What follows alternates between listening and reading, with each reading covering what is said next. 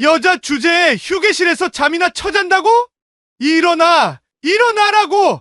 뺨을 툭툭 치는 손길이 거칠었습니다. 중령 계급장을 단 남자의 목소리는 조롱으로 가득했습니다. 잠에서 깬 여인은 천천히 눈을 떴고 남자는 코웃음을 쳤습니다. 청소부 주제에 편하게 자고 있네. 담배나 사와 어서. 그 순간 여인의 눈빛이 변했습니다. 하지만 아무도 알아채지 못했습니다. 이 여인이 누구인지, 대한민국군 역사상 최초의 여성 차관이었다는 사실을 말이죠. 이 모든 일은 단 하나의 실수에서 시작되었습니다. 무료로 할 수 있는 가장 큰 응원. 구독과 좋아요로 함께 해주세요. 새벽 5시 30분 군청 건물의 조명이 하나둘 켜지기 시작했습니다. 겨울 찬바람이 유리창을 때리는 소리 사이로 낡은 대걸레가 복도 바닥을 쓸어내리는 소리가 규칙적으로 들려왔습니다. 이정화는 천천히 하지만 정확하게 복도를 닦아 내려갔습니다. 63살. 회색빛 작업복 차림의 평범한 청소부였습니다. 하지만 대걸레를 잡은 손의 각도, 걸음걸이의 리듬, 주변을 살피는 눈빛에는 수십 년간 몸에 밴 무언가가 남아 있었습니다. 군인의 습관이었죠. 이 건물, 내가 세운 규칙으로 돌아가던 곳인데. 이정화는 복도 벽에 걸린 오래된 사진 앞에서 멈춰 섰습니다. 20년 전 국방부 청사 준공식 사진. 단상 위에 선 여성 장교의 모습이 보였습니다. 군복을 입고 연설하는 그 여성의 얼굴은 지금의 이정화보다 훨씬 젊었지만 눈빛만큼은 똑같았습니다. 저게 나였지. 손가락으로 사진 속 유리를 닦아내며 이정화는 잠시 과거를 떠올렸습니다. 국방부 최초 여성 차관으로 임명되었던 그날. 수많은 카메라 플래시. 온갖 편견과 싸우며 군 개혁을 이끌어냈던 치열한 시간들. 하지만 지금은 아무도 몰랐습니다. 청소부 할매, 오늘도 일찍 나왔네요. 2층에서 내려오던 젊은 행정병이 가볍게 인사를 건넸습니다. 이정화는 고개를 끄덕이며 잔잔하게 웃었습니다. 젊은 사람들 출근하기 전에 깨끗하게 해놔야죠. 우리 할매 아니면 이 건물 어떻게 돌아가겠어요? 행정병은 농담조로 말하며 지나쳤습니다. 할매. 그 호칭이 처음엔 낯설었지만 이제는 익숙해졌습니다. 아니, 익숙해지도록 스스로를 훈련시켰습니다. 그래, 지금의 나는 청소부니까. 햇살이 창문 사이로 비쳐들 무렵 이정화는 2층 복도로 올라갔습니다. 각 사무실 문패를 확인하며 지나가는 이정화의 눈빛은 단순히 청소구역을 보는 것 이상이었습니다. 행정과 인사과 작전과 그리고 맨 끝에 대대장실. 대대장실 문이 살짝 열려 있었습니다. 안에서는 담배 냄새가 풍겨왔습니다. 군청 건물 안에서는 금연이 원칙이었지만 대대장실만큼은 예외인 듯 했습니다. 규칙이 무너지는 곳엔 항상 이유가 있지. 이정화는 30년 넘게 군에 몸담았던 사람이었습니다. 건물 구석구석에서 변화를 감지할 수 있었죠. 어느 부서가 활기차고 어느 부서가 침체되어 있는지, 어느 상관이 존경받고 어느 상관이 두려움의 대상인지. 청소부로 일하는 몇 달 동안 이정화는 겉으로 드러나지 않는 군청의 속살을 낱낱이 파악해왔습니다. 오전 8시가 되자 건물이 분주해졌습니다. 출근하는 직원들로 복도가 붐비기 시작했고 이정화는 구석으로 비켜서서 묵묵히 그들을 지켜보았습니다. 대부분은 이정화를 거들떠보지도 않았습니다. 아침부터 고생이 많으세요. 한 중년 서기관이 진심 어린 목소리로 말을 건넸습니다. 이정화는 고개를 숙여 인사했습니다. 별 말씀을요. 제 일일 뿐입니다. 오전 작업을 마친 이정화는 1층 휴게실로 향했습니다. 작은 공간이었지만 직원들이 커피를 마시며 잠깐씩 쉬어가는 곳이었죠. 이정화는 구석 자리에 조용히 앉아 보온병에서 따뜻한 보리차를 따라 마셨습니다. 창밖으로는 훈련장에서 구령에 맞춰 행진하는 병사들이 보였습니다. 1212. 규칙적인 발소리가 겨울 공기를 가르며 울려 퍼졌습니다. 이정화는 그 소리를 들으며 눈을 감았습니다. 그때가 그립니네. 젊은 시절 생도로서 처음 군복을 입었던 날. 선배들의 편견 어린 시선을 견디며 훈련받았던 날들. 그리고 마침내 별을 달고 차관실에 앉게 되었던 그날까지. 추억이 파도처럼 밀려왔고 이정화는 어느새 깜빡 잠이 들어버렸습니다. 그리고 바로 그 순간 운명의 톱니바퀴가 돌기 시작했습니다. 문이 거칠게 열리는 소리가 들렸습니다. 하지만 이정화는 듣지 못했습니다. 얕은 잠에 빠져 있었으니까요. 중령 계급장을 단 40대 후반의 남자 박현수가 휴게실로 들어섰습니다. 피곤한 얼굴로 커피포트를 찾던 박현수의 시선이 구석에서 잠든 이정화를 발견했습니다. 뭐야, 저거? 박현수의 얼굴에 불쾌한 표정이 스쳤습니다. 그는 큰 걸음으로 이정화에게 다가갔고 거침없이 이정화의 어깨를 흔들었습니다. 야! 이정화가 깜짝 놀라 눈을 떴습니다. 흐릿한 시야에 박현수의 얼굴이 들어왔습니다. 여자 주제의 휴게실에서 잠이나 처잔다고. 여긴 군인들 쉬는 공간이야, 군인들.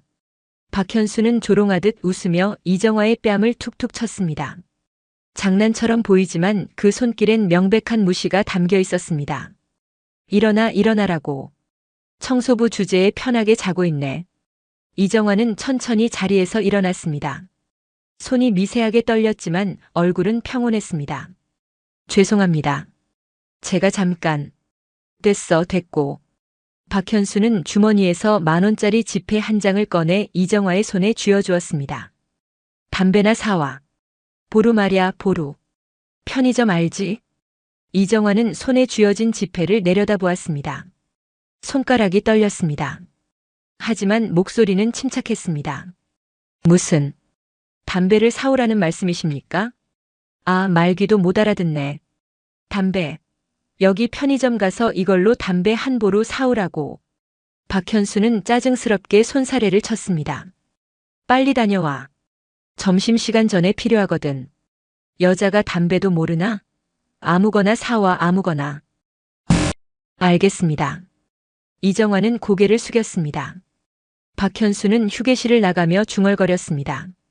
청소부 주제의 휴게실에서 잠까지 자고 완전 편하게 사네.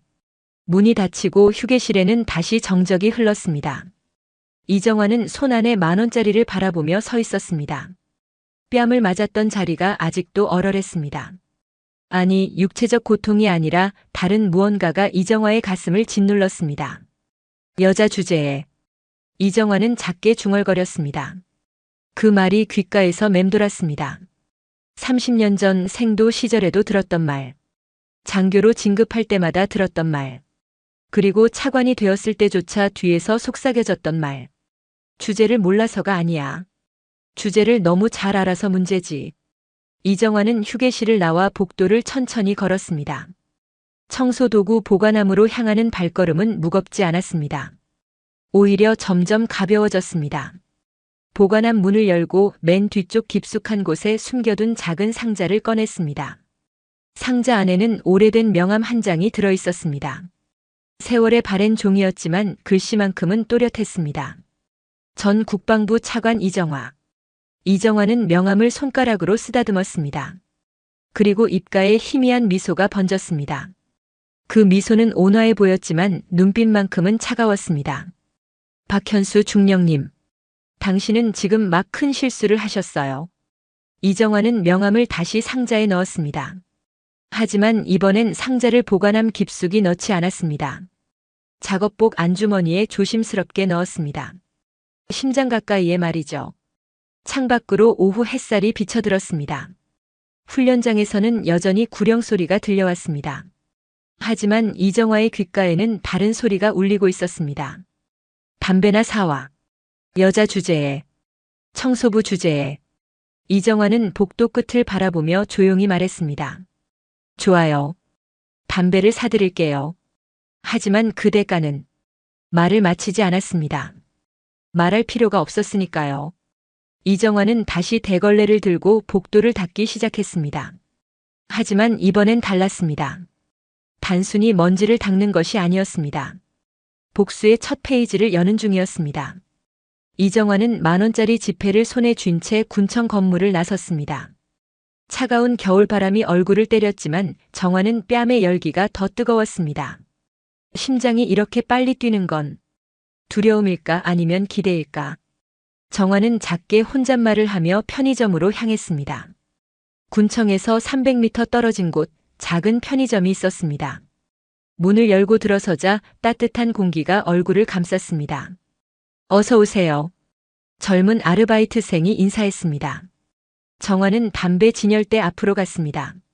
수십 종류의 담배가 늘어서 있었죠. 아무거나 사오래. 박현수의 말이 떠올랐습니다. 정화는 입술을 깨물고 가장 비싼 담배를 골랐습니다. 이게 내 자존심의 가격이군. 계산을 마치고 군청으로 돌아온 정화. 그런데 현관 앞에서 박현수가 담배를 피우며 서 있었습니다. 야, 아줌마. 왜 이렇게 오래 걸려? 주변 직원들이 고개를 돌렸습니다. 정화는 담배를 건넸습니다. 여기 있습니다. 박현수는 비닐봉지를 낚아채듯 받았습니다. 그리고 안을 들여다보더니 얼굴이 일그러졌습니다. 뭐야, 이거? 내가 이런 거 피우라고 했어? 최고급으로 샀습니다. 누가 최고급 사오래? 난 그냥 싼 거 달라고 했는데. 박현수가 소리를 질렀습니다. 복도에서 지나가던 사람들이 멈춰 섰습니다. 청소부 주재의 군청 카드로 담배 산 거 아니지? 영수증 내봐. 박현수가 정화의 가슴팍을 손가락으로 찔렀습니다. 정화는 한 걸음 뒤로 밀렸습니다. 영수증을 건네자 박현수는 그것을 낚아챘습니다. 10,000원? 딱 10,000원 썼네. 그래도 거스름돈은? 담배값이 10,000원이었습니다. 거짓말하지 마. 담배가 10,000원씩이나 해? 주변에서 수군거림이 시작됐습니다. 아니, 저 청소부 아줌마 진짜. 중령님 심부름 시켰는데 비싼 걸 사왔네. 정화는 주변의 시선을 느꼈습니다. 손이 떨렸습니다. 하지만 목소리만큼은 흔들리지 않았습니다. 영수증에 다 나와 있습니다. 내 돈 떼먹으려고 일부러 늦게 온 거 아니야? 박현수가 비웃으며 정화의 어깨를 툭 밀었습니다. 정화는 뒤로 비틀거렸습니다. 다음부턴 시키는 대로 해. 알았어? 청소부 주재의 주책은. 박현수는 담배 한 갑을 꺼내 입에 물며 나머지를 바닥에 던졌습니다. 담배갑들이 복도에 흩어졌습니다. 나머지는 너 가져. 청소부한테 주기 아깝지만. 박현수는 유유히 걸어갔습니다. 주변 사람들도 하나둘 자리를 떴습니다. 누구도 정화를 돕지 않았습니다. 괜찮으세요? 단 한 명 젊은 여성 행정병이 다가와 물었습니다. 이름표에는 이수진 일병이라고 적혀 있었습니다. 괜찮아요. 고마워요. 정화는 미소를 지으며 바닥에 담배를 주었습니다. 이수진도 함께 쪼그려 앉아 도왔습니다. 중령님이 너무하시네요. 신고하셔야 하는 거 아닐까요? 누구한테요? 정화의 질문에 이수진은 말문이 막혔습니다. 청소부가 중령을 신고한다? 불가능한 일이었습니다. 전 익숙해요, 이런 일에. 정화는 청소도구 보관함으로 향했습니다. 좁은 공간. 정화는 구석에 쪼그려 앉아 무릎을 끌어안았습니다. 정신 차려, 이정화. 하지만 눈물이 흘렀습니다. 30년을 군에 바쳤던 사람이 지금은 담배 심부름이나 하는 청소부가 되었다는 사실이 서러웠습니다. 아니야. 이건 준비야. 정화는 눈물을 닦으며 일어섰습니다. 작업복 안주머니에서 명함을 꺼냈습니다. 전 국방부 차관 이정화. 박현수. 당신은 대한민국군을 모욕한 거예요. 선반 위 오래된 수첩을 꺼냈습니다. 첫 페이지에는 이렇게 적혀 있었습니다. 잊지 말 것. 기록할 것. 반드시 바로잡을 것. 정화는 펜을 꺼내 새 페이지를 펼쳤습니다.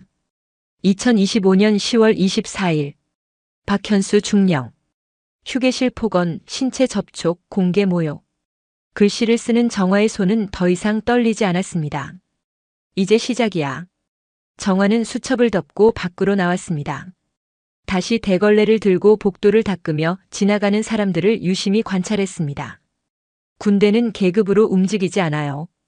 인맥으로 움직이죠. 2층 대대장실 앞을 지나가다가 안에서 들려오는 목소리를 들었습니다. 하하, 중령님 담배 심부름 시킨 거 봤어요. 청소부 아줌마 완전 당황하던데요. 그래? 꼴 좋았지. 여자들은 원래 그렇게 다뤄야 돼. 여자들은 원래 그렇게 다뤄야 돼. 정화는 계단을 내려가며 조용히 웃었습니다. 그 웃음은 차갑고 날카로웠습니다. 그래요. 그럼 이 여자가 어떻게 당신을 다루는지 곧 보게 될 거예요. 해가 기울었습니다. 퇴근 시간이 가까워지자 정화는 작업복을 벗고 가방에서 오래된 휴대전화를 꺼냈습니다. 전화번호부를 열었습니다. 그중 하나를 선택했습니다. 박태식 준장. 정화의 손가락이 통화 버튼 위에서 멈췄습니다. 그리고 천천히 버튼을 눌렀습니다. 신호음이 울렸습니다. 한 번, 두 번, 세 번. 여보세요? 낮고 굵은 남자의 목소리가 들렸습니다. 정화는 잠시 침묵했습니다. 그리고 입을 열었습니다. 태식아. 나야. 정화야. 이 서류 어디서 났어? 군 납품비가 왜 회식비 계좌로 들어가 있지? 정화는 쓰레기통에서 구겨진 종이를 펼쳤습니다. 희미한 복사본이었지만 숫자들은 또렷했습니다. 5천만 원, 1억, 2억. 이게 아직도 변하지 않았구나. 정화의 손이 떨렸습니다. 분노가 아니었습니다. 실망이었죠. 30년 전 정화가 군에서 가장 먼저 뿌리 뽑으려 했던 것. 그것이 지금 정화의 눈앞에 다시 나타났습니다. 전화 너머 박태식의 목소리는 놀라움으로 가득했습니다. 정화 누나? 정말 누나예요? 세상에 몇 년 만이야? 10년 됐지. 태식아. 정화는 조용히 대답했습니다. 군청 주차장 구석 아무도 없는 곳에서 정화는 전화기를 꼭 쥐고 있었습니다. 누나, 어떻게 지내세요? 은퇴하시고 연락이 끊겨서 얼마나 걱정했는데. 미안해. 조용히 지내고 싶었어. 그런데 갑자기 웬일이세요? 박태식의 목소리에 긴장감이 묻어났습니다. 정화는 잠시 침묵했습니다. 그리고 천천히 입을 열었습니다. 태식아. 혹시 지금 군청 감찰 자료 열람할 수 있어? 감찰 자료요? 누나 무슨 일 있으세요? 아직은 말 못해. 하지만 곧 말하게 될 거야. 전화를 끊고 정화는 밤하늘을 올려다보았습니다. 별이 총총했습니다. 30년 전 생도 시절밤 훈련을 마치고 올려다보던 그 별들과 똑같았습니다. 변한 건 나뿐이구나. 정화는 쓸쓸하게 웃으며 집으로 향했습니다. 다음 날 새벽 정화는 평소보다 더 일찍 군청에 도착했습니다. 새벽 4시. 건물은 텅 비어 있었고 경비실에 노인만이 졸고 있었습니다. 정화는 조용히 건물 안으로 들어갔습니다. 오늘부터 본격적으로 시작이야. 정화는 2층으로 올라갔습니다. 대대장실 앞에 멈춰 선 정화는 문손잡이를 잡았습니다. 잠겨 있지 않았습니다. 군청 내부는 보안이 허술했습니다. 정화는 조심스럽게 문을 열고 안으로 들어갔습니다. 책상 위에는 서류들이 어지럽게 널려 있었습니다. 정화는 책상 주변을 살폈습니다. 담배 재떨이, 커피 자국, 그리고 구겨진 종이들. 정화는 쓰레기통을 들여다보았습니다. 사람은 쓰레기통을 보면 알 수 있지. 쓰레기통 안에는 각종 서류들이 구겨져 있었습니다. 정화는 하나씩 꺼내 펼쳤습니다. 회식비 영수증, 개인 용무로 쓴 유류비 청구서, 그리고 이건 정화의 손이 멈췄습니다. 희미한 복사본이었지만 내용은 선명했습니다. 군 납품비 전용 내역서. 정화는 종이를 펼쳤습니다. 날짜, 금액, 계좌번호가 적혀 있었습니다. 납품비로 책정된 예산이 박현수의 개인 계좌로 들어간 흔적이었습니다. 5천만 원. 이걸 어디다 썼지? 정화는 다른 서류들을 뒤졌습니다. 그리고 한 장의 영수증을 발견했습니다. 고급 음식점 영수증. 날짜가 일치했습니다. 회식비로 썼구나. 군 납품비를 회식비로. 정화는 이를 악물었습니다. 30년 전 정화가 차관으로 재임할 때 가장 강력하게 단속했던 것이 바로 이것이었습니다. 군 예산 전용. 정화는 그때 수십 명의 장교를 징계했고 시스템을 바꿨습니다. 하지만 지금 그 악습이 다시 살아나 있었습니다. 위에서 썩으면 밑도 썩는 법이지. 정화는 서류를 조심스럽게 접어 작업복 주머니에 넣었습니다. 그리고 쓰레기통을 원래대로 놓고 방을 나왔습니다. 복도를 걸으며 정화는 과거를 떠올렸습니다. 은퇴 후 정화는 완전히 군과 인연을 끊으려 했습니다. 하지만 1년 전 이 군청에서 자문 요청이 들어왔습니다. 감찰 시스템 개선에 대한 자문이었죠. 정화는 몇 달간 이곳에서 자문 역할을 했습니다. 그때 느꼈습니다. 이곳이 썩어가고 있다는 것을. 그래서 돌아온 거야. 청소부로. 정화는 청소 도구를 들고 복도를 닦기 시작했습니다. 하지만 이번엔 단순히 바닥만 닦는 것이 아니었습니다. 정화는 모든 사무실을 관찰했습니다. 어느 방에 불이 켜지고 누가 먼저 출근하고 누가 늦게까지 남는지. 오전 8시 박현수가 출근했습니다. 정화는 구석에서 박현수를 지켜보았습니다. 박현수는 대대장실로 들어가며 복도에서 만난 하급자에게 소리를 질렀습니다. 야, 이병. 복도 청소 왜 이 모양이야? 청소부 아줌마한테 제대로 하라고 해. 죄송합니다. 젊은 이병이 고개를 숙였습니다. 박현수는 비웃으며 사무실로 들어갔습니다. 정화는 그 모습을 보며 수첩에 메모했습니다. 오전 8시 5분. 하급자에게 폭언. 이병 김민수. 점심시간이 되었습니다. 정화는 식당에서 배식을 받으며 박현수를 관찰했습니다. 박현수는 부하들과 함께 식사를 하고 있었습니다. 하지만 대화는 일방적이었습니다. 야, 너희들. 이번 주말에 회식 있다. 다들 참석해야 돼. 알았지? 네, 중령님. 회식비는 부대 예산으로 처리할 테니까 걱정 마. 정화는 그 말을 듣고 눈을 가늘게 떴습니다. 또 예산을 빼돌리려는 거야. 오후가 되자 정화는 1층 복도를 청소하며 행정과 앞을 지나갔습니다. 문이 열려 있어 안이 보였습니다. 행정과장이 전화 통화를 하고 있었습니다. 예, 중령님. 이번 달 회식비 청구는 납품비 항목으로 올리겠습니다. 네, 걱정 마세요. 정화는 걸음을 멈추지 않고 지나갔습니다. 하지만 수첩에 또 한 줄을 적었습니다. 오후 2시. 행정과장 박현수와 공모. 납품비 명목 예산 전용. 퇴근 시간이 가까워지자 정화는 대대장실 근처를 지나갔습니다.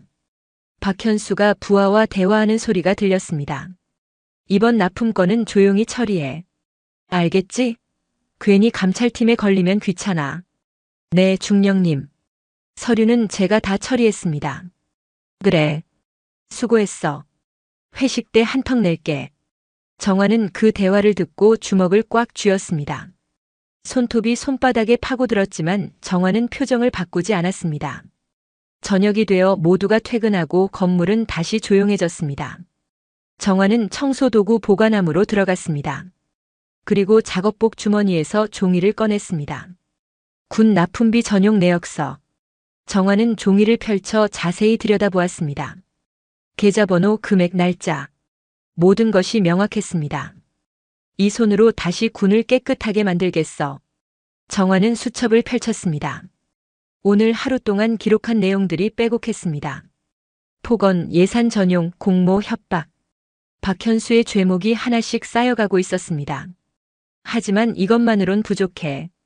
더 확실한 증거가 필요해. 정화는 휴대전화를 꺼냈습니다. 박태식에게서 문자가 와 있었습니다. 누나, 자료 준비됐습니다.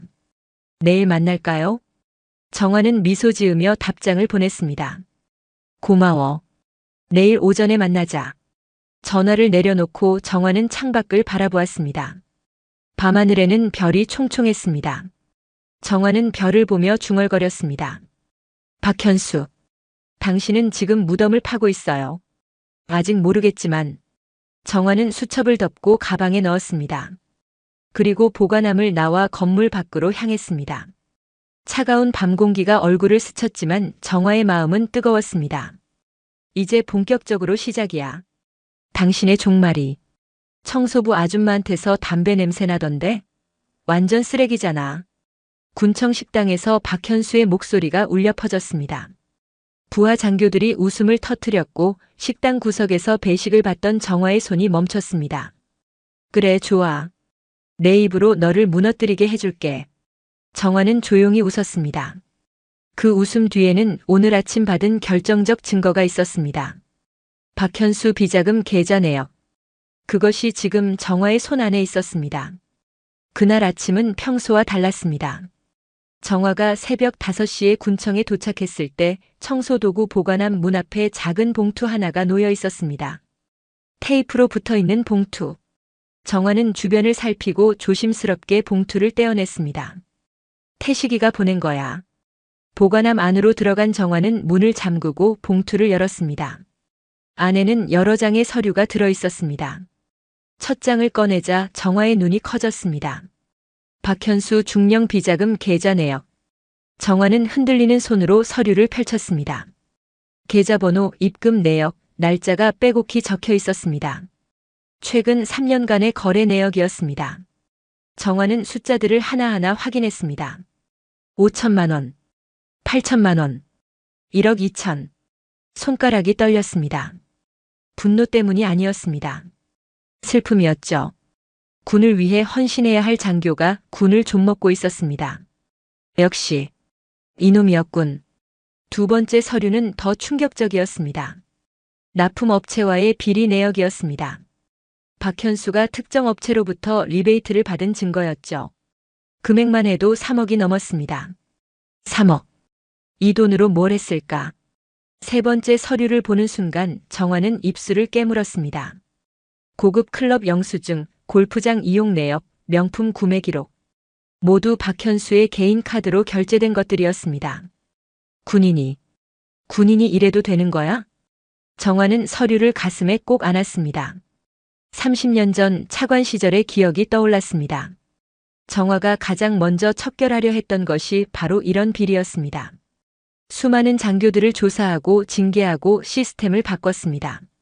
하지만 정화가 은퇴하자 다시 원점으로 돌아간 것일까요? 아니야. 내가 포기하면 안 돼. 정화는 서류를 조심스럽게 접어 작업복 안주머니 깊숙이 넣었습니다. 그리고 보관함을 나와 복도 청소를 시작했습니다. 오전 8시 박현수가 출근했습니다. 평소와 달리 기분이 좋아 보였습니다. 휘파람을 불며 복도를 걷는 박현수의 얼굴엔 여유가 묻어났습니다. 좋은 아침이네.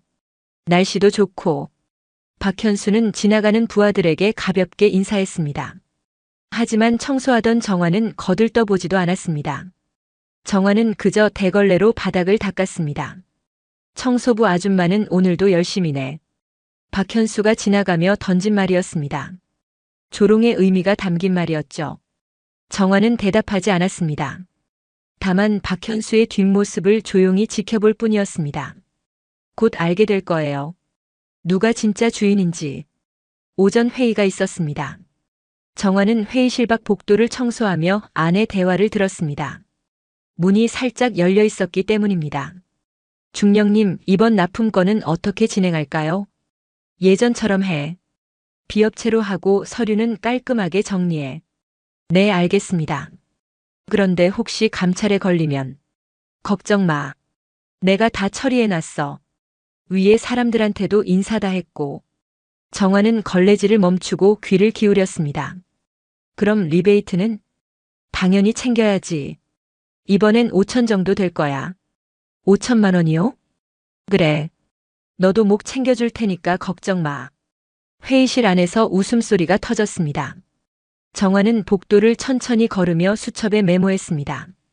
오전 10시 15분. 회의실 대화 청취. 납품 비리 공모 확인. 점심시간이 되었습니다. 정화는 식당으로 갔습니다. 구석 자리에서 배식을 받으며 정화는 박현수 일행을 관찰했습니다. 박현수는 부하들과 함께 식사를 하며 큰 소리로 떠들고 있었습니다. 야, 너희들. 이번 주말 회식 장소 정했어. 시내 고급 음식점으로 가자. 와, 중령님 감사합니다. 당연하지.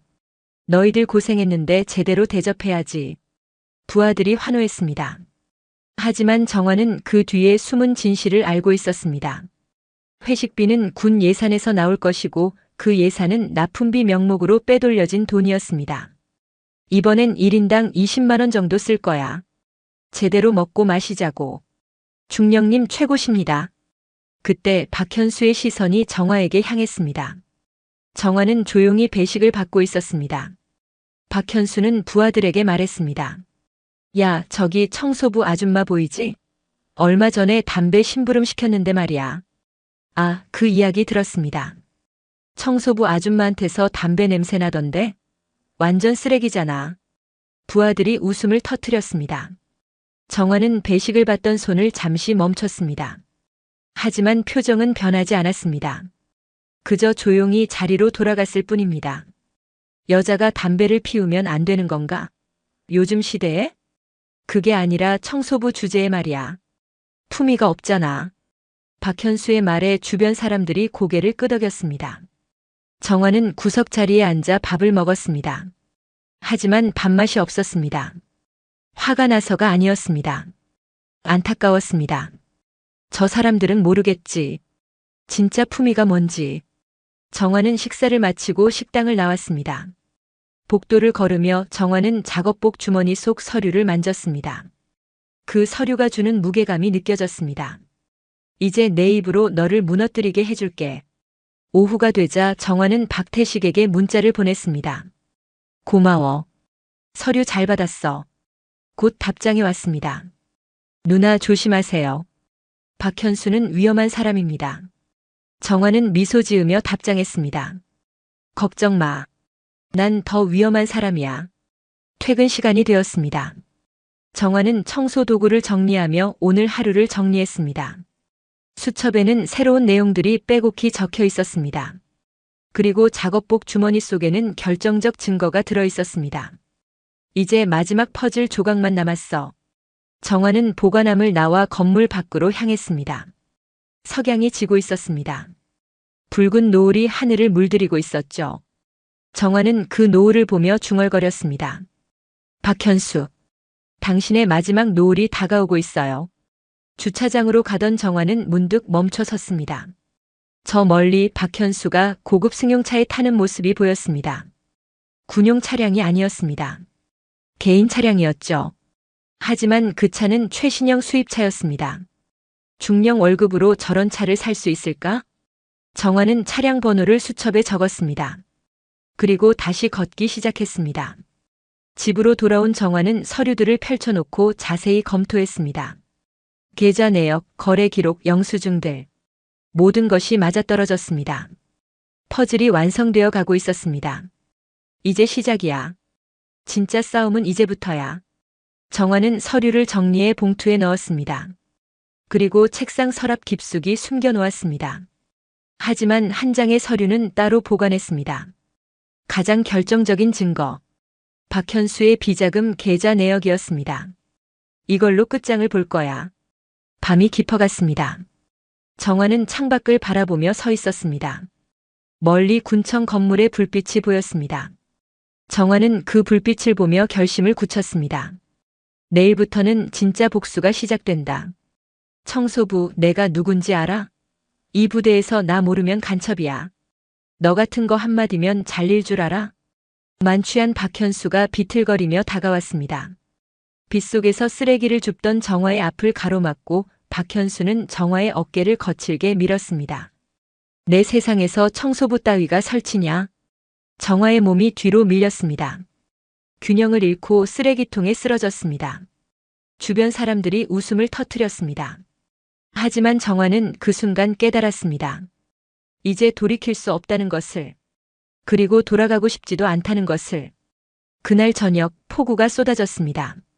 하늘에서 억수같이 쏟아지는 비는 마치 세상을 씻어내려는 듯 했습니다. 정화는 우산도 없이 군청 건물 뒤편 골목을 걷고 있었습니다. 젖은 작업복이 몸에 달라붙었지만 정화는 신경 쓰지 않았습니다. 오늘 박현수의 회식이 있다고 했지. 정화는 골목 끝 고급 음식점을 바라보았습니다. 화려한 네온 사인이 빗속에서도 밝게 빛나고 있었습니다. 음식점 입구에는 군용 차량 여러 대가 주차되어 있었습니다. 역시 여기로 왔구나. 정화는 음식점 뒤편으로 돌아갔습니다. 쓰레기 더미가 쌓여 있는 곳이었습니다. 빗물에 젖은 쓰레기들이 악취를 풍기고 있었습니다. 정화는 그 앞에 쪼그려 앉아 기다렸습니다. 오늘 밤 뭔가 일어날 거야. 시간이 흘렀습니다. 밤 10시가 넘자 음식점 문이 열리며 사람들이 쏟아져 나왔습니다. 박현수와 부하들이었습니다. 모두 만취한 상태였습니다. 하하, 오늘 정말 끝내줬어. 중령님 덕분에 잘 먹었습니다. 당연하지. 내가 쏘는 회식인데. 박현수의 목소리가 골목에 울려 퍼졌습니다. 정화는 쓰레기통 뒤에 숨어 그들을 지켜보았습니다. 중령님, 저기 뭔가 움직이는데요. 한부하가 쓰레기통 쪽을 가리켰습니다. 정화는 몸을 숨기려 했지만 이미 늦었습니다. 박현수가 비틀거리며 다가왔습니다. 뭐야? 꺼지야? 박현수가 정화를 발견했습니다. 정화는 천천히 일어섰습니다. 젖은 작업복 차림의 정화를 본 박현수는 눈을 크게 떴습니다. 청소부 아줌마? 여기서 뭐해? 쓰레기를 치우고 있었습니다. 정화의 목소리는 침착했습니다. 하지만 박현수는 비웃었습니다. 하하, 쓰레기를 치우다니. 너 완전 쓰레기 같은 인생이네. 주변 부하들이 웃음을 터뜨렸습니다. 박현수는 한 걸음 더 다가왔습니다. 술 냄새가 진동했습니다. 청소부, 내가 누군지 알아? 박현수 중령님이십니다. 그래, 맞아. 근데 너 진짜 모르는 것 같은데? 내가 이 부대에서 얼마나 힘있는 사람인지. 박현수가 소리쳤습니다. 빗속에서 그의 목소리는 더욱 크게 울렸습니다. 이 부대에서 나 모르면 간첩이야. 너 같은 청소부 따위는 한마디면 잘릴 줄 알아? 그러시겠습니까? 정화가 조용히 물었습니다. 그 질문에 박현수는 더욱 흥분했습니다. 뭐? 지금 나한테 대들어? 청소부 주제에? 박현수가 정화의 어깨를 거칠게 잡았습니다. 정화는 뒤로 밀렸습니다. 야, 너 지금 감히 나한테 눈을 똑바로 쳐다봐? 내가 뭔데? 저는 그냥 청소부입니다. 그래, 청소부. 쓰레기나 치우는 청소부. 그게 내 주제야. 박현수가 정화를 다시 밀었습니다. 이번엔 더 세게 밀었습니다. 정화는 균형을 잃고 비틀거렸습니다. 중령님, 그만하세요. 술 많이 드셨잖아요. 한부하가 말렸지만 박현수는 듣지 않았습니다. 닥쳐. 내가 뭘 하든 내 맘이야. 이 여자가 감히 나한테 눈을 똑바로 쳐다본다고. 박현수가 정화의 가슴을 손가락으로 찔렀습니다. 정화는 한 걸음 뒤로 물러섰습니다. 하지만 뒤에는 쓰레기통이 있었습니다. 여자 주제에, 청소부 주제에 감히 나한테 대들어? 저는 대든 적이 없습니다. 입 닥쳐. 내가 말대꾸하는 것 자체가 대드는 거야. 박현수가 소리치며 정화를 세게 밀었습니다. 정화의 몸이 뒤로 밀렸고 쓰레기통에 부딪혔습니다. 쓰레기통이 넘어지며 정화도 함께 바닥에 쓰러졌습니다. 쾅! 쓰레기들이 사방으로 흩어졌습니다. 젖은 음식물 쓰레기가 정화의 작업복에 묻었습니다. 정화는 바닥에 엎어진 채 움직이지 못했습니다. 하하하! 박현수가 웃음을 터뜨렸습니다. 주변 부하들도 따라 웃었습니다. 누군가는 불편한 표정을 지었지만 아무도 정화를 돕지 않았습니다. 봐봐. 청소부가 쓰레기랑 딱 어울리네. 하하. 중령님, 정말 대단하십니다. 당연하지. 내 세상에서 청소부 따위가 설치냐? 박현수가 승리자처럼 외쳤습니다. 그리고는 부하들에게 손짓했습니다. 가자. 이딴 거 상대할 시간 없어. 일행이 떠났습니다. 웃음소리가 골목에서 멀어져 갔습니다. 빗속에는 정화만 남았습니다. 쓰레기 더미 속에 쓰러진 채로 정화는 천천히 몸을 일으켰습니다. 손이 떨렸습니다. 무릎이 아팠습니다. 작업복은 쓰레기로 범벅이 되어 있었습니다. 정화는 비를 맞으며 그 자리에 앉아 있었습니다. 내 세상이라고? 정화의 입술이 떨렸습니다. 눈물이 나오려 했지만 참았습니다. 대신 웃음이 나왔습니다. 쓸쓸하고 차가운 웃음이었습니다. 내 세상이면 내가 만든 세상이겠지. 정화는 바닥에서 일어섰습니다. 다리가 휘청거렸지만 넘어지지 않았습니다. 쓰레기를 털어내고 정화는 골목을 빠져나왔습니다. 빗속을 걸으며 정화는 주머니에서 휴대전화를 꺼냈습니다. 젖은 손으로 전화번호를 눌렀습니다. 신호음이 울렸습니다. 여보세요? 박태식의 목소리가 들렸습니다. 태식아. 나야. 누나. 이 밤중에 무슨 일이세요? 목소리가 왜 그래요? 괜찮아. 태식아, 내일. 아니, 당장 내일 아침에 만날 수 있어? 네. 갑자기요? 응. 급한 일이야. 부탁이야. 전화 너머로 잠시 침묵이 흘렀습니다. 그리고 박태식이 대답했습니다. 알겠습니다, 누나. 내일 아침 7시에 만나요. 고마워. 전화를 끊고 정화는 계속 걸었습니다. 비는 여전히 쏟아지고 있었습니다. 하지만 정화의 마음속에는 비가 아닌 다른 것이 쏟아지고 있었습니다. 이제 됐어. 이제 충분해. 정화는 집에 도착했습니다. 젖은 옷을 벗고 샤워를 했습니다. 거울 속 정화의 몸에는 멍이 들어 있었습니다. 쓰러지면서 생긴 상처였습니다. 정화는 거울 속 자신을 바라보았습니다. 이정화, 내가 참은 건 비겁해서가 아니야. 때를 기다린 거야. 정화는 서랍을 열고 봉투를 꺼냈습니다. 박현수의 비자금 계좌 내역이 들어있는 봉투였습니다. 정화는 그것을 가슴에 꼭 안았습니다. 내일이야. 내일이 바로 그날이야. 밤은 깊어갔지만 정화는 잠들지 않았습니다. 책상 앞에 앉아 계획을 세웠습니다. 누구에게 연락하고 어떤 순서로 움직이고 어떻게 마무리할지 모든 것을 치밀하게 계산했습니다. 새벽이 되자 정화는 작업복을 입었습니다. 거울 앞에 선 정화는 깊은 숨을 들이마셨습니다. 박현수, 오늘이 내 마지막 날이야. 에이, 이정화 차관님이요? 설마 그 청소부가? 박현수의 얼굴이 새하얗게 질렸습니다. 군청 현관에 선 여인을 보며 박현수의 다리가 후들거렸습니다. 단정한 머리, 날카로운 눈빛, 가슴에 달린 별 하나. 그리고 무엇보다 그 얼굴. 어제 담배 심부름 아직 안 끝났습니다. 대신 내 보고서로 갚을게요. 청소부였던 여자가 국방부 차관으로 돌아왔습니다. 그날 아침 군청은 술렁였습니다. 새벽부터 직원들 사이로 소문이 퍼졌습니다. 국방부 특별감찰단이 온대요. 진짜요? 무슨 일로? 모르겠어요. 갑자기 통보가 왔대요. 복도는 긴장감으로 가득했습니다. 직원들은 서둘러 책상을 정리하고 서류를 확인했습니다. 정화는 평소처럼 청소를 하며 그 모습을 지켜보았습니다. 시작됐구나. 오전 9시 군청 현관 앞에 검은색 승용차 3대가 멈춰 섰습니다. 차 문이 열리고 군복을 입은 사람들이 내렸습니다. 모두 엄숙한 표정이었습니다. 국방부 특별감찰단입니다. 선두에 선 사람이 신분증을 보이며 말했습니다. 군청장이 급히 현관으로 나왔습니다. 어서 오십시오. 연락을 주셨으면. 긴급 감찰입니다. 사전 통보 없이 진행됩니다. 감찰단장의 목소리는 단호했습니다. 군청장은 당황한 표정으로 고개를 끄덕였습니다. 알겠습니다.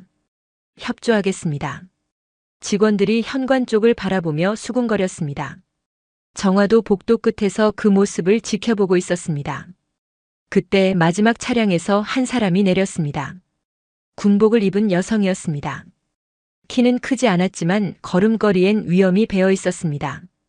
단정하게 올린 머리, 날카롭게 빛나는 눈빛, 그리고 가슴에 달린 별 하나. 저분이 누구지? 예비역 장군 아닌가? 직원들이 속삭였습니다. 여성은 천천히 현관 계단을 올라왔습니다. 그리고 현관문을 통과하는 순간 햇살이 그녀의 얼굴을 비췄습니다. 저 얼굴. 한 직원이 눈을 크게 떴습니다. 다른 직원들도 하나둘 알아차리기 시작했습니다. 설마 청소부 아줌마? 말도 안 돼. 어떻게? 웅성거림이 커졌습니다.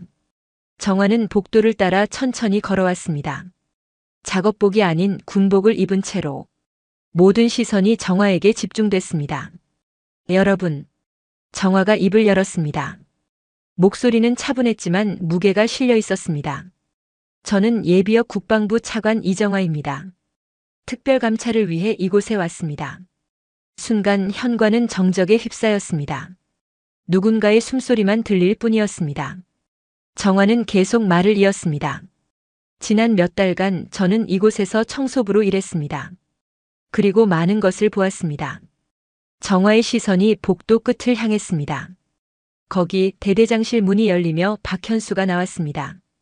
평소처럼 여유로운 표정으로. 뭐야, 아침부터 왜 이렇게 시끄러? 박현수의 말이 끊겼습니다. 현관에 선 정화를 본 순간 박현수의 얼굴에서 피가 싹 빠졌습니다. 에이, 이게 무슨... 박현수 중령님. 정화가 박현수를 불렀습니다. 박현수는 제자리에 얼어붙었습니다. 정화는 천천히 박현수에게 다가갔습니다. 어젯밤 비 많이 왔죠? 저 기억하시죠? 쓰레기통에 밀어서 넘어뜨린 청소부. 저는... 그전에도 있었죠. 담배 심부름 시키고 뺨 툭툭 치시고 돈 떼먹었다고 의심하시고. 정화의 목소리는 여전히 차분했습니다. 하지만 그 차분함이 더 무서웠습니다. 에이, 이정화 차관님이요? 설마 그 청소부가? 박현수가 떨리는 목소리로 물었습니다. 주변 직원들도 숨을 죽이고 지켜보고 있었습니다. 네, 맞습니다. 그 청소부가 바로 저예요. 정화는 미소 지었습니다. 하지만 그 미소는 따뜻하지 않았습니다. 어제 담배 심부름 아직 안 끝났습니다. 대신 내 보고서로 갚을게요. 정화는 가방에서 두꺼운 파일을 꺼냈습니다.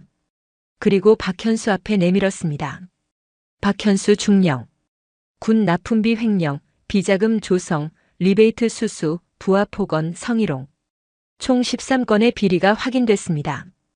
그건 증거는 모두 여기 있습니다. 계좌 내역, 거래 기록, 영수증, 그리고 정화는 주머니에서 작은 녹음기를 꺼냈습니다. 어젯밤 당신이 한 말도 다 녹음되어 있습니다. 내 세상에서 청소부 따위가 설치냐고 하셨죠? 박현수의 다리가 후들거렸습니다. 얼굴은 새하얗게 질려 있었습니다. 차관님. 제가 정말 몰랐습니다. 차관님이신 줄은. 내가 몰랐던 건 내 직함이 아니라. 정화는 한 걸음 더 다가갔습니다. 그리고 박현수의 눈을 똑바로 바라보며 말했습니다. 인간의 예의였어요. 복도가 숨죽였습니다. 아무도 움직이지 않았습니다. 정화는 감찰단장에게 파일을 건넸습니다. 모든 증거는 여기 있습니다. 조사 부탁드립니다. 알겠습니다, 차관님. 감찰단장이 격려했습니다. 그리고 박현수를 향해 말했습니다. 박현수 중령, 동행해 주시겠습니까? 저는 억울합니다. 이건 누명입니다.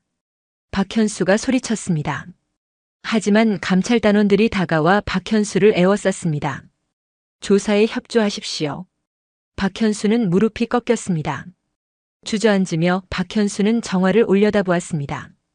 차관님, 제발 한 번만. 한 번? 정화는 고개를 저었습니다. 당신은 수백 번의 기회가 있었어요.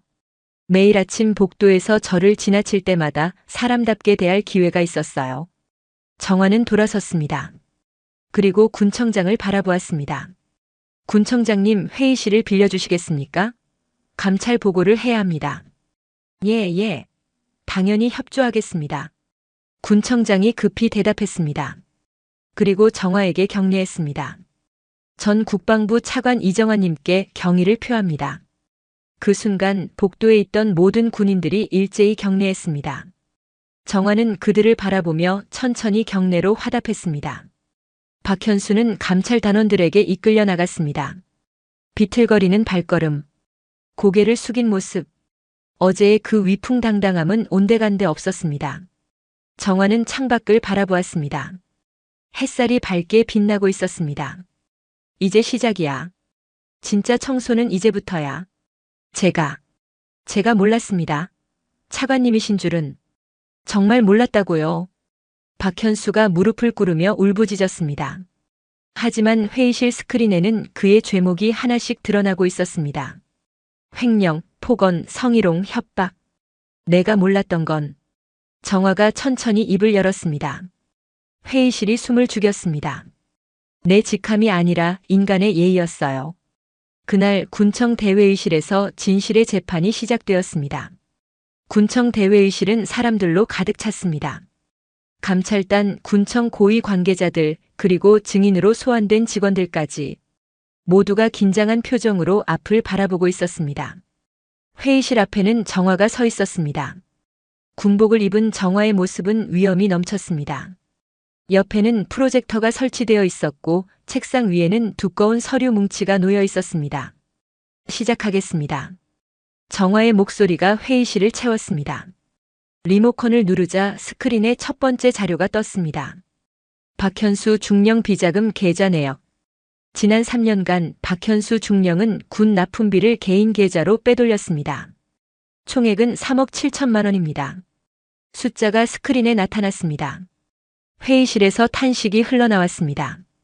정화는 다음 화면으로 넘어갔습니다. 이 돈은 개인 유흥비와 명품 구매에 사용되었습니다. 증거 영수증입니다. 고급 클럽 영수증, 명품 매장 영수증들이 화면에 나타났습니다. 모두 박현수의 개인 카드로 결제된 것들이었습니다. 거짓말입니다. 저는 뒤에 앉아있던 박현수가 벌떡 일어나 소리쳤습니다. 하지만 감찰단원이 그를 제지했습니다. 조용히 하십시오. 소명 기회는 나중에 드리겠습니다. 박현수는 다시 자리에 앉았습니다. 얼굴은 창백했고 손은 떨리고 있었습니다. 정화는 계속했습니다. 다음은 부하 직원들에 대한 폭언과 성희롱 증거입니다. 화면이 바뀌었습니다. CCTV 영상이 재생되기 시작했습니다. 복도에서 박현수가 하급자를 꾸짖는 장면이었습니다. 이 멍청한 새끼야. 이것도 못해? 군대를 왜 왔어? 영상 속 박현수의 목소리가 회의실에 울렸습니다. 사람들의 얼굴이 굳어졌습니다. 이건 지난달 촬영된 영상입니다. 이런 폭언은 수십 건이 넘습니다. 다음 영상이 재생됐습니다. 이번엔 여성 행정병에게 하는 장면이었습니다. 야, 치마 좀 짧게 입지 그래. 그래야 사람들이 보기 좋잖아. 네? 뭐가 내야? 여자가 좀 예쁘게 입고 다녀야지. 회의실이 술렁거렸습니다. 정화는 영상을 멈추고 말했습니다. 이것이 바로 군의 현실입니다. 계급을 이용한 갑질, 성희롱, 인격 모독. 정화의 목소리에는 분노가 실려 있었습니다. 하지만 가장 심각한 건 정화는 마지막 자료를 꺼냈습니다. 바로 이겁니다. 스크린에 새로운 영상이 떴습니다. 어젯밤 빗속 골목에서 찍힌 영상이었습니다. 박현수가 정화를 쓰레기통에 밀어 넘어뜨리는 장면이었습니다. 내 세상에서 청소부 따위가 설치냐? 영상 속 박현수의 목소리가 회의실을 울렸습니다.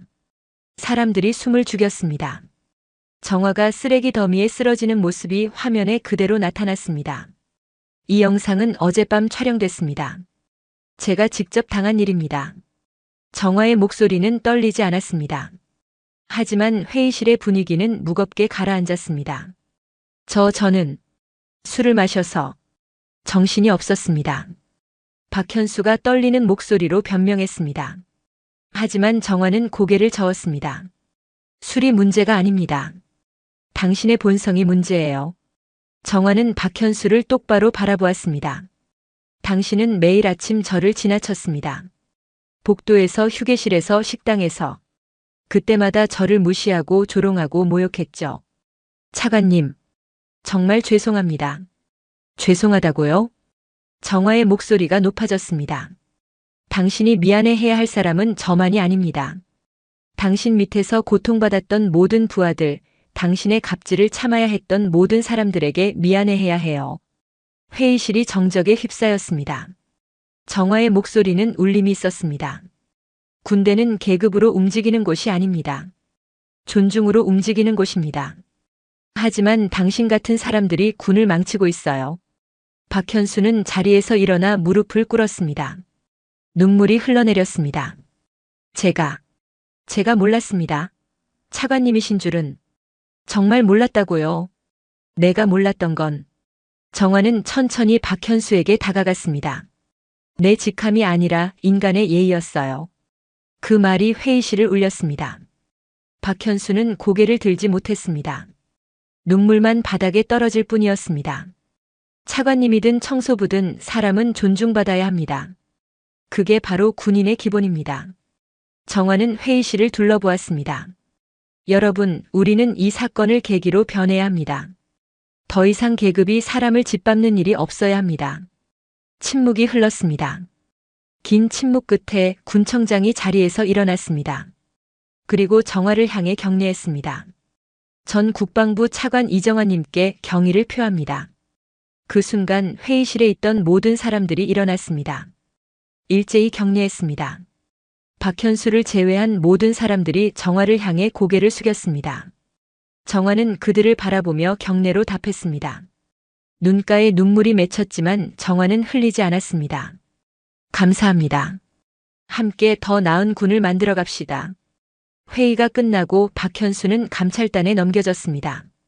비틀거리는 발걸음으로 회의실을 나가는 박현수의 뒷모습은 초라했습니다.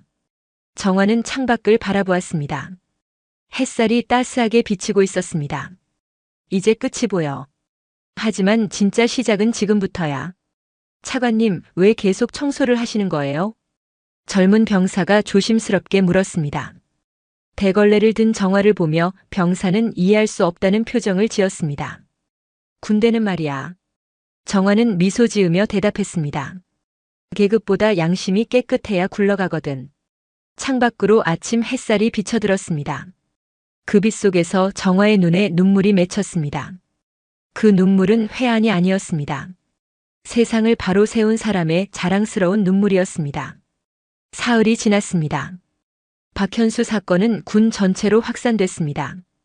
언론에서도 대대적으로 보도했고 국방부는 긴급 회의를 열었습니다.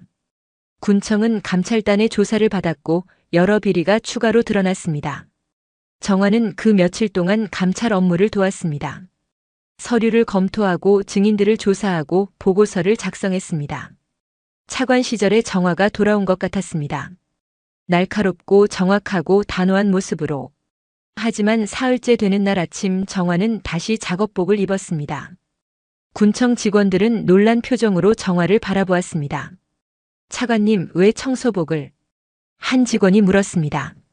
정화는 잔잔하게 웃으며 대답했습니다. 아직 청소가 끝나지 않았거든요. 정화는 대걸레를 들고 복도를 닦기 시작했습니다. 하지만 이번엔 달랐습니다. 지나가는 모든 사람들이 정화에게 격려했습니다. 누구도 그녀를 무시하지 않았습니다. 차관님, 제가 하겠습니다. 젊은 병사가 달려와 대걸레를 가져가려 했습니다. 하지만 정화는 고개를 저었습니다. 괜찮아요. 이건 제가 하고 싶어서 하는 거예요. 하지만 청소는 누가 시켜서 하는 게 아니에요. 스스로 깨끗하게 만들고 싶어서 하는 거죠. 정화의 말에 병사는 고개를 끄덕였습니다. 그리고 함께 복도를 닦기 시작했습니다. 하나 둘, 다른 직원들도 합류했습니다. 행정병, 서기관, 심지어 군청장까지. 우리도 돕겠습니다. 차관님 혼자 하실 수는 없죠. 복도는 순식간에 사람들로 가득 찼습니다. 모두가 걸레를 들고 청소를 시작했습니다. 웃음소리가 복도에 퍼졌습니다. 계급장이 무색할 정도로 모두가 평등하게 함께 일했습니다. 정화는 그 모습을 보며 미소 지었습니다. 이거야. 이게 바로 군대의 모습이지. 점심시간 정화는 식당에서 배식을 받았습니다. 예전처럼 구석 자리에 앉으려는데 여러 사람들이 다가왔습니다. 차관님, 저희랑 함께 앉으시죠. 네, 이쪽으로 오세요. 정화는 그들과 함께 자리에 앉았습니다. 식사를 하며 이야기를 나눴습니다. 군대 이야기, 일상 이야기, 꿈 이야기. 계급을 떠나 사람과 사람으로 대화했습니다. 차관님, 그동안 청소부로 일하시면서 힘들지 않으셨어요? 한 여성 행정병이 물었습니다. 이수진 일병이었습니다. 예전에 쓰러진 정화를 도와줬던 그 병사였죠. 힘들었죠. 하지만 배운 것도 많았어요. 뭘 배우셨는데요? 사람을요. 계급장을 보면 알 수 없는 것들을 봤어요. 정화는 식당을 둘러보며 말했습니다. 누가 진짜 강한 사람인지, 누가 약한 사람인지. 계급이 높다고 강한 게 아니더라고요. 양심이 있는 사람이 진짜 강한 사람이에요. 식당이 조용해졌습니다. 모두가 정화의 말을 곱씹었습니다. 오후가 되자 정화는 대대장실 앞을 지나갔습니다. 문이 열려 있었습니다. 안에는 새로운 대대장이 앉아 있었습니다. 정화보다 젊은 소령이었습니다. 실례합니다. 정화가 노크했습니다. 소령은 벌떡 일어나 격려했습니다. 차관님, 들어오십시오. 편하게 하세요. 저 지금 청소부니까요. 정화는 웃으며 들어갔습니다. 책상 위는 정리되어 있었고 담배 냄새도 나지 않았습니다. 잘하고 계시네요. 최선을 다하고 있습니다. 차관님 덕분에 많은 걸 배웠습니다. 저 때문이 아니에요. 본인이 잘하고 있는 거예요. 정화는 창밖을 바라보았습니다. 훈련장에서 병사들이 구령에 맞춰 행진하고 있었습니다. 이 건물, 이 군대를 부탁해요. 깨끗하게 지켜주세요. 네, 꼭 그렇게 하겠습니다. 퇴근 시간이 되었습니다. 정화는 작업복을 벗고 개인 옷으로 갈아입었습니다. 보관함을 정리하며 지난 몇 달을 떠올렸습니다. 청소부로 지냈던 날들, 무시당하고 모욕당하고 쓰러졌던 날들. 힘들었지만 후회는 없어. 정화는 보관함 문을 닫았습니다. 그리고 복도를 걸었습니다. 마지막으로 한 번 더 이 건물을 돌아보고 싶었습니다. 현관에 도착했을 때 누군가 정화를 불렀습니다. 차관님. 돌아보니 젊은 병사가 뛰어오고 있었습니다. 숨을 헐떡이며 병사가 물었습니다. 차관님, 왜 계속 청소를 하시는 거예요? 차관님이신데. 정화는 병사를 바라보며 미소 지었습니다. 군대는 말이야. 정화는 잠시 생각했습니다. 어떻게 설명해야 할까? 그리고 가장 정직한 대답을 꺼냈습니다. 계급보다 양심이 깨끗해야 굴러가거든. 병사는 눈을 크게 떴습니다. 그 말의 의미를 이해하려는 듯 고개를 갸우뚱했습니다. 바닥이 더러우면 걸레로 닦으면 돼요. 하지만 마음이 더러우면 그건 아무도 닦아줄 수 없어요. 스스로 닦아야 해요. 네, 명심하겠습니다. 병사가 격려했습니다. 정화도 격려로 답했습니다. 현관을 나서는 정화의 뒤로 석양이 비쳤습니다. 붉은 노을이 하늘을 물들이고 있었습니다. 정화는 멈춰서서 그 노을을 바라보았습니다. 창밖으로 아침 햇살이 비쳐들었습니다. 아니, 석양이었습니다. 하지만 정화의 마음속에는 아침 햇살이 떠올랐습니다. 새로운 시작의 빛이었습니다. 정화의 눈에 눈물이 맺혔습니다. 천천히 한 방울씩 흘러내렸습니다. 하지만 그 눈물은 슬픔의 눈물이 아니었습니다. 회한의 눈물도 아니었습니다. 해냈어. 드디어 해냈어. 세상을 바로 세운 사람의 눈물이었습니다. 자랑스러운 눈물이었습니다. 정화는 눈물을 닦고 걸음을 옮겼습니다. 뒤돌아보지 않았습니다. 앞만 보고 걸었습니다. 새로운 내일을 향해. 군청 건물 뒤로 석양이 지고 있었습니다. 하지만 정화는 알고 있었습니다. 해가 지면 다시 뜹니다. 더 밝은 아침이 옵니다. 정화는 주머니에서 명함을 꺼냈습니다. 전 국방부 차관 이정화. 명함을 바라보며 정화는 조용히 웃었습니다. 그리고 명함을 다시 주머니에 넣었습니다. 이제 그 명함은 필요 없었습니다. 정화는 정화였으니까요. 계급이나 직함이 아닌 그저 한 사람으로서. 이제 진짜 시작이야. 더 깨끗한 세상을 만드는 거. 정화는 하늘을 올려다보았습니다. 별들이 하나둘 떠오르고 있었습니다. 30년 전 생도 시절 올려다보던 그 별들이었습니다. 변하지 않는 것들이 있었습니다. 별처럼 양심처럼. 정화는 미소 지으며 집으로 향했습니다. 내일도 모레도 정화는 계속 싸울 것입니다. 더 나은 세상을 위해. 더 깨끗한 군대를 위해. 청소부인 줄 알았던 여자는 결국 세상을 청소한 차관이었습니다. 오늘 이야기 어떠셨나요? 여러분은 누군가를 겉모습만으로 판단한 적이 있나요? 청소부, 택배기사, 식당 직원. 우리는 얼마나 자주 직업으로 사람을 평가하고 있을까요? 이 이야기는 말합니다. 진짜 품격은 계급장이 아니라 양심에서 나온다고요. 권력은 사람을 짓밟기 위한 도구가 아니라 세상을 바로 세우기 위한 책임이라는 것을요. 당신 앞에 선 그 사람이 어쩌면 당신의 운명을 바꿀 수 있는 사람일지도 모릅니다. 눈에 보이는 게 다가 아니니까요. 지금까지 인생은 옆집 사연이었습니다. 감사합니다.